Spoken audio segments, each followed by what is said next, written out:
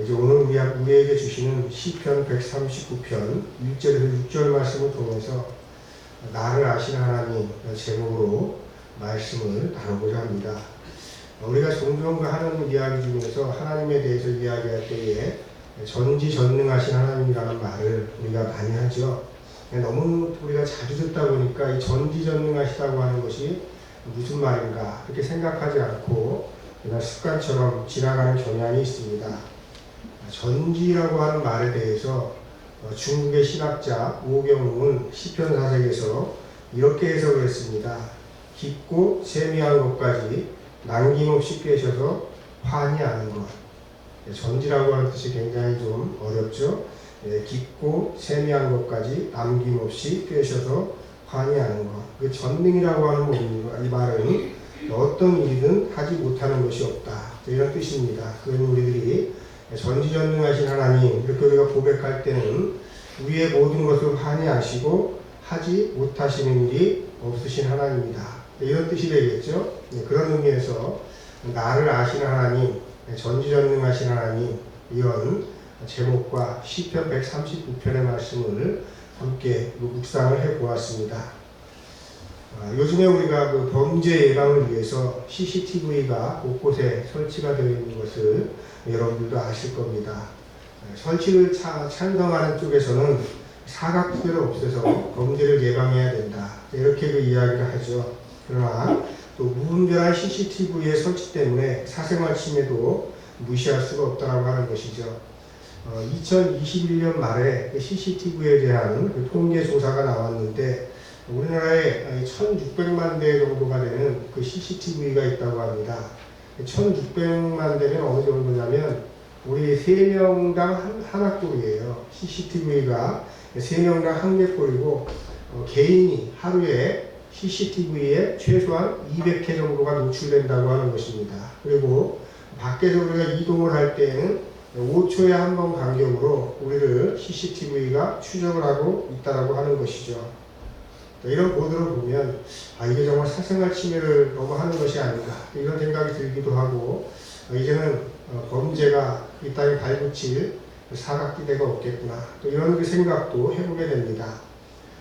조지 오웰이 1984년이라고 하는 책을 통해서 이런 그 내용을 썼어요. 전체주의 사회가 되면 빅브라더와 텔레스크린을 통해서 감시와 통제를 하면서 사람들을 세뇌시킬 것이다. 이런 예견을 했습니다. 그런데 이제 1984년 우리가 한참 지났죠. 그런데 이제 지금은 현재 인류는 권력의 감시와 통제가 아니라도 자발적으로 자신의 삶을 노출하는 그러한 시대로 우리가 살아가고 있습니다. SNS라고 하는 사이버 공간은 자신의 생각과 심지어는 비밀스러운 사생활까지도 자발적으로 공개하도록 우리를 유혹하고 있죠. 그리고 최근에 그 AI의 발달은 어떻습니까? 인공지능의 발달은 내가 나를 아는 것 이상으로 나의 욕구와 심리를 분석해서 상업적으로 사용하고 있다 라고 하는 걸 우리가 느끼게 되는 겁니다.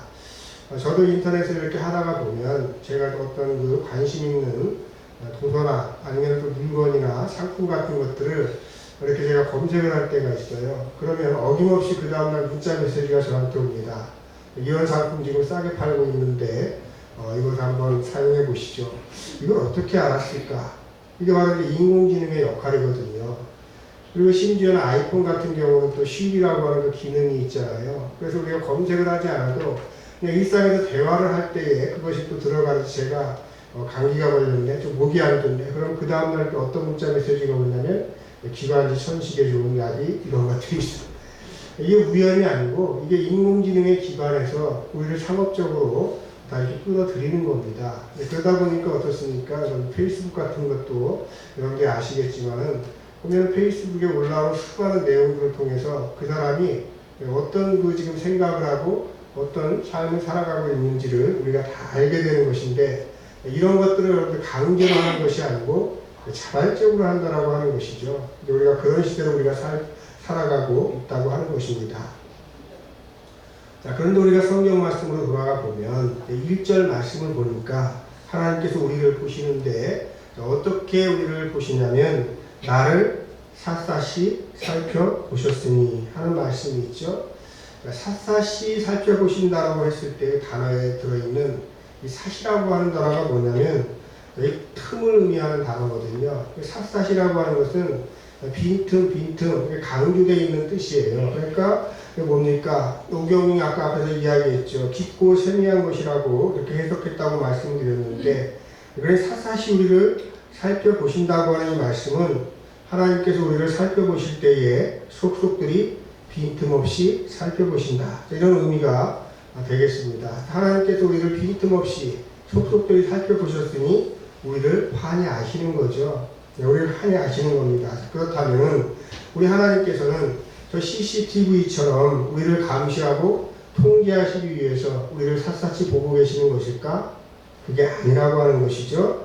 하나님은 우리와 늘 가까이 계시는 분이시고, 오늘 우리가 읽은 말씀 5절 말씀을 보니까 주님께서 우리의 앞뒤를 두루 감싸주시기 위함입니다. 그러니까 하나님께서 우리를 살펴보시는 이유는 우리를 감시하고 통제하기 위해서가 아니라 우리의 앞뒤를 감싸주시기 위해서 우리를 샅샅이 살펴보신다고 하는 것입니다. 세상은 우리를 살펴볼 때에 인연을 만들어내는 데 관심이 있지만은 하나님께서는 우리에 대한 정보를 통해서 우리를 사랑하시는 데 관심이 있다. 그래서 우리가 세상이 우리를 살피는 것과 하나님이 우리를 살피는 것과는 굉장히 그 차이가 있다고 하는 것을 기억해 주시기 바랍니다.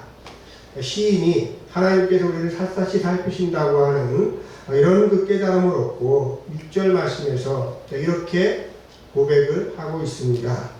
이 깨달음이 내게는 너무 놀랍고 너무 높아서 내가 감히 측량할 수 없습니다. 우리가 이 세상 속에서는 가능하고 측량할 수 있는 것들이 많이 있지만은 하나님의 사랑만큼은 우리가 다 측량하고 다 알 수가 없다라고 하는 것입니다. 시인이 깨달은 것이 무엇이길래 이렇게 측량할 수 없는 하나님의 사랑에 대해서 고백을 하고 있습니까? 하나님께서는 시인의 사소한 것까지도 다 알고 계신다 라는 이런 깨달음을 얻게 되었습니다. 그리고 그것만 안 것이 아니에요. 그것만 아니라 하나님께서는 그 시인이 하나님을 생각하지 않을 때에도 하나님께서는 그를 생각하시고 또 그가 생각하는 것이 무엇인지를 아신다고 하는 것이죠. 그래서 그가 어디를 가든지 하나님께서는 앞서서 가시고 또 뒤로 물러갈 때에도 하나님은 거기에 계셨다고 하는 것을 깨닫게 된 것이죠. 그러나 하나님께서는 우리의 모든 그것을 다 아시고 샅샅이 아시지만 항상 우리를 사랑과 친밀함으로 감싸주셨다. 이 깨달음을 시인이 얻은 것입니다. 그래서 우리가 어떤 삶을 살아갈 때에도 심지어는 하나님을 떠난 삶을 살아갈 때에도 하나님께서는 우리를 부드러운 사랑으로 안으셨고 또 신실하게 자비를 베푸셨고 또 은혜를 베푸시기 위해서 우리를 살펴보시고 계시는 것이다. 이렇게 고백을 하는 것이죠. 자, 이런 깨달음 끝에 시인은 측량할 수 없는 너무 놀랍고 너무 높은 깨달음이라고 고백을 하고 있는 것입니다.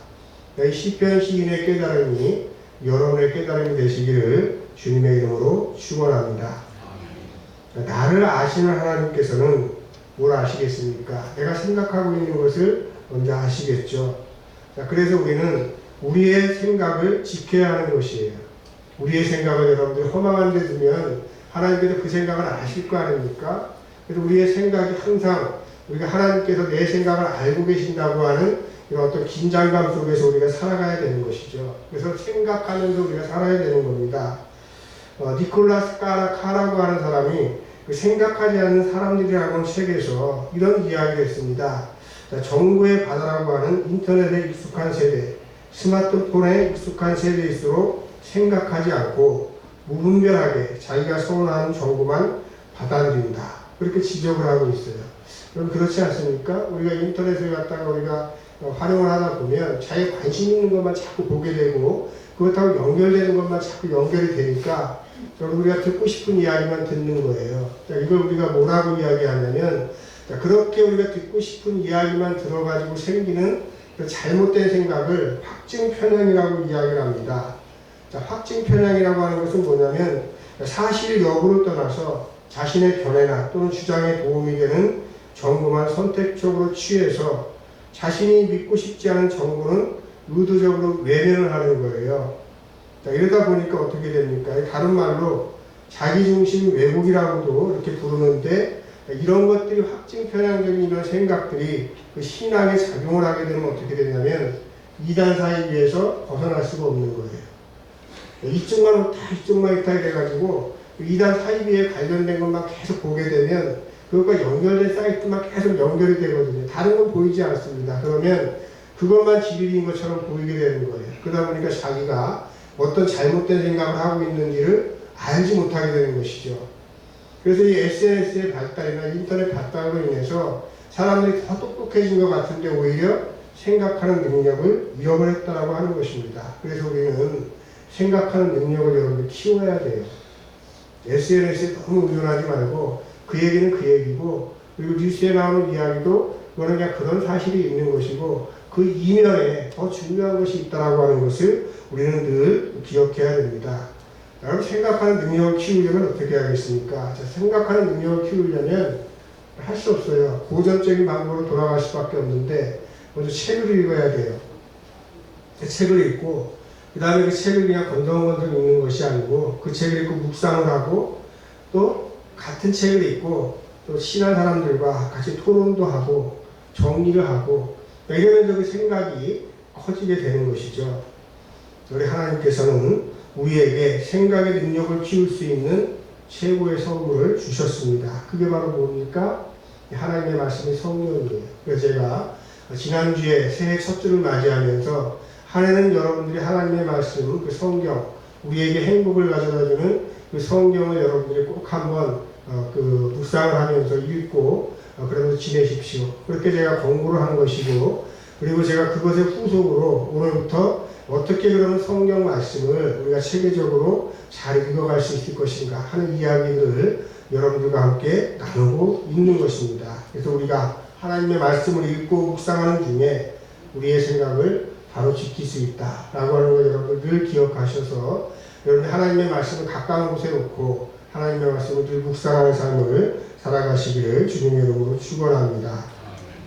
우리 하나님께서는 우리의 생각을 아시는 분이셔요. 그 다음에 또 우리가 오늘 읽은 말씀을 보니까 또 뭘 아시냐면 하나님께서는 내 모든 행실을 아신다. 그렇게 그 말씀을 하고 있습니다. 나를 아신 하나님께서는 내 행실을 아신다. 제가 이야기 하나를 들려드리겠습니다. 알고 계신 분들도 있을 거예요. 제가 언젠가에도 또 한번 드린 말씀인데 다시 한번 말씀을 드리는데 이것이 행실과 어떤 관련이 있는 것인가 하는 것을 여러분들이 생각하시면서 들어주시면 좋겠습니다. 아주 먼 옛날 30명의 제자를 둔 스승이 한 분이 있었습니다. 제자들은 그런데 스승이 한 제자만 너무 이렇게 편애하는 거예요. 너무나 편애하니까 굉장히 좀 제자들이 좀 많이 안 좋았어요. 게다가 이제 그 29명의 제자들이 스승이 편애하는 그 한 명을 볼 때는 좀 바보 같고 좀 덜 떨어진 것 같았습니다. 그래서 29명이 그 한 명을 늘 왕따를 시키는 거예요. 그런데 제자들의 불평과 불만이 날이 갈수록 심해졌습니다. 그래서 그 모습을 걱정스럽게 바라보는 스승이 제자들에게 새를 한 마리씩 나누어 줍니다. 나누어 주면서 이야기하는 거예요. 지금부터 너희들이 가서 이제 아무도 보지 않는 곳에 가서 이 새를 죽여가지고 가져와라.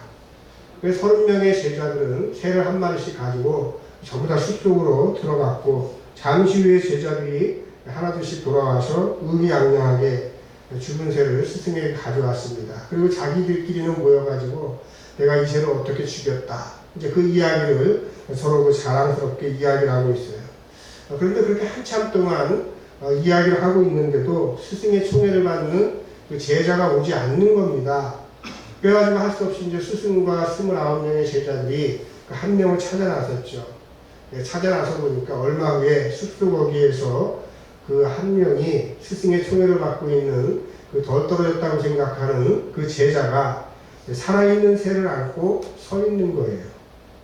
그러니까 29명의 제자들이 그 아이를 보면서 그렇게 이야기하는 거죠. 얼간이 저 바보, 저 덜 떨어진 놈, 새 한 마리도 못 죽이고 여태까지 저러고 있네. 스승이 그를 불러가지고 물어봅니다. 야, 다른 제자들은 다 새를 죽이고 돌아오라고 하는 문제를 해결했는데 너는 왜 아직까지 새를 죽이지 못한 거냐? 제자가 대답하죠.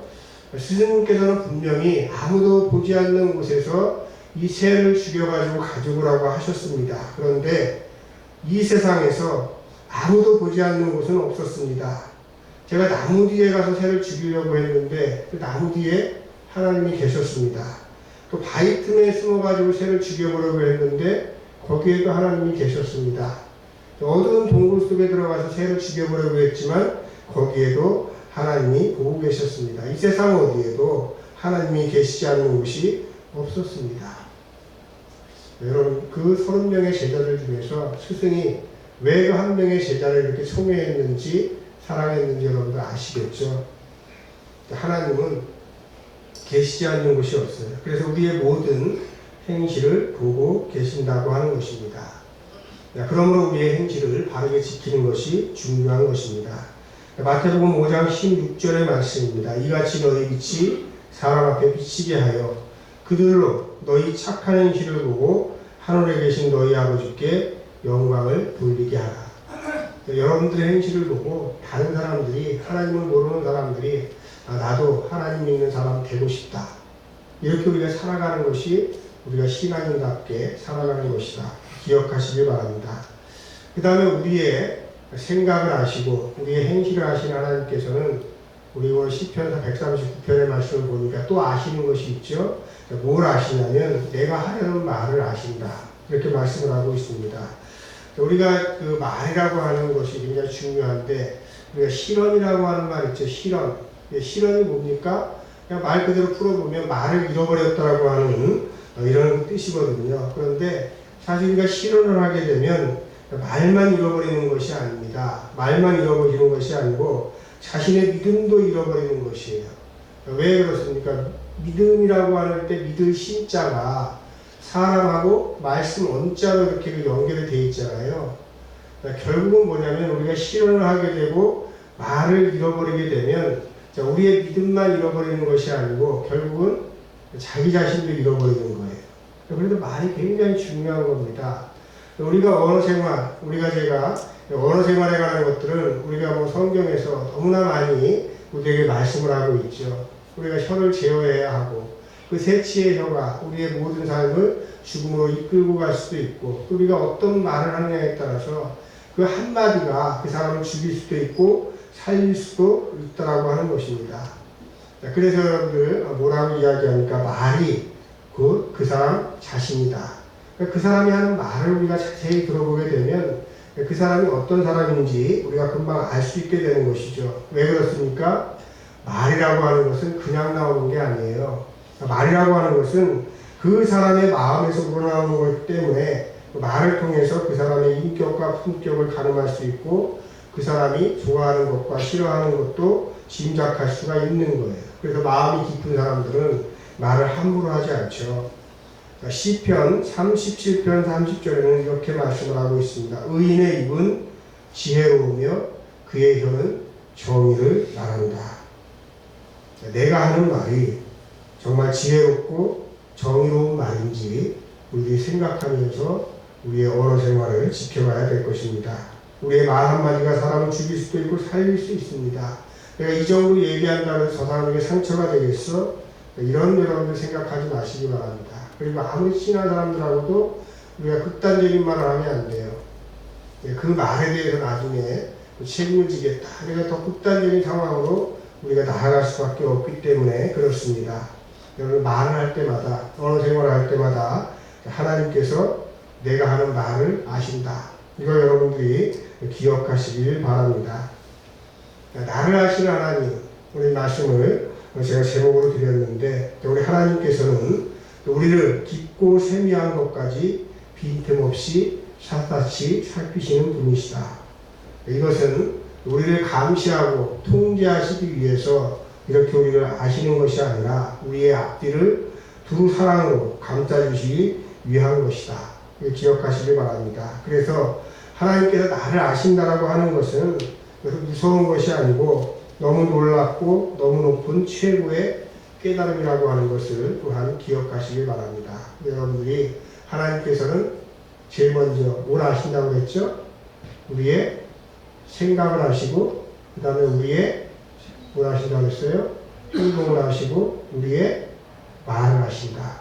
여러분 꼭 기억하시기 바랍니다. 하나님께서 기뻐하시는 생각과 또 행실과 말을 하고자 살아가면서 힘쓰자, 살아가자 이렇게 힘쓰시는 여러분들 되시기 바랍니다. 그러는 중에 우리 하나님께서는 우리의 생각과 행실과 말을 지켜주시고 우리의 삶을 앞과 뒤에서 감싸주시고 도와주실 것입니다. 그런 복을 받으시기를 주님의 이름으로 축원합니다.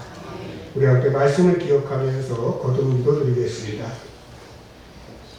우리의 모든 삶을 세세하게 살피신 하나님, 우리의 생각과 행실과 말을 아시는 하나님, 우리의 삶을 하나님께서 샅샅이 살피시고 환히 알고 계신다는 것을 깨달아 알게 하옵소서. 그리하여 우리의 생각과 행실과 말이 정갈하게 하시고 하나님께서 기뻐하시는 생각과 행실과 말로 우리의 삶이 더욱더 풍성해지게 하옵소서. 우리를 앞뒤로 두고 감싸주신 하나님, 우리의 삶을 붙잡아 주셔서 하나님께서 창세전부터 우리를 향하신 계획을 이루옵소서. 감사드리며 예수님의 이름으로 기도드립니다.